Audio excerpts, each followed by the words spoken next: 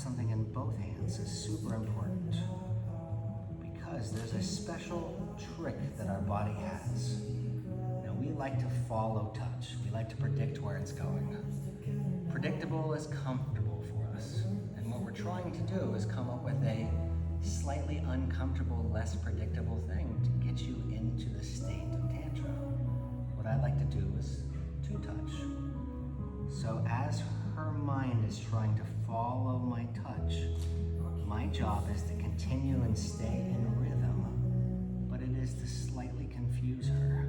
If I have two tools touching her at the same time, it's much harder for her body to be able to follow my pattern. And in the inability to follow my pattern, the cool thing about our brain is we automatically shut down and then submit, allowing me to be more dominant in this position. So in forcing her to go into submission, allows her to sit and focus solely on just the touch and not the expectation of where the touch is about to happen.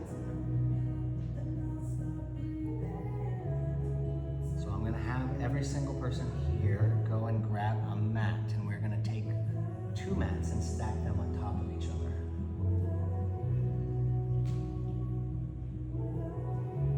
Now, just because we're anchored over her upper body does not mean that we need to forget about her lower half. We treat the entire body in unison. We can move up and down the spine, and we can also focus on what really feels good, which are the sides of her body, and not just the inside of her leg, but the outside of her arm, the outside of her rib cage. Again, slower is better. You can do small flourishes, but as you roll through, think of that circular breathing exercise that you did, where you go along with the pull and the rhythm of the music, and then add your flourishes in. The same thing applies with the holy fork and spoon. Again, the goal, especially with the fork, now this one is dangerous. Now, between her and I, we love the fork. The fork is holy for us. The fork is so holy that I was able to sneak it in and put it on the altar at an ayahuasca ceremony without our shaman even realizing it was there. So what I like to do is just grip this fork with two fingers right here. This allows you to gently rest it across the skin without putting too much pressure on. Your goal is just to graze across the skin ever so lightly.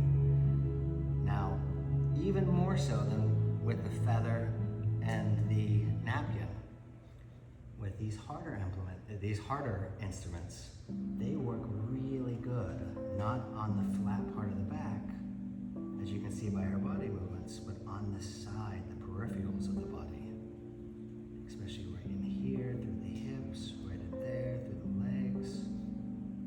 So you're looking for this central nervous system response that I'm getting from her.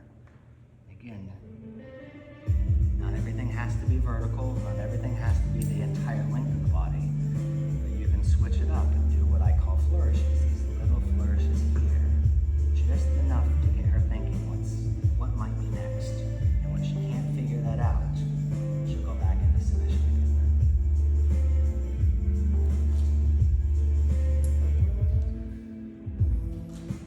All right, so we have some mats.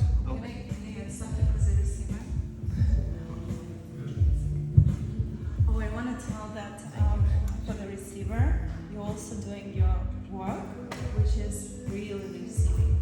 Don't think about something that happened at work, at home. Really concentrate on that touch you're receiving. Be in the present moment. Truly, truly receive it. This is what we call conscious touch.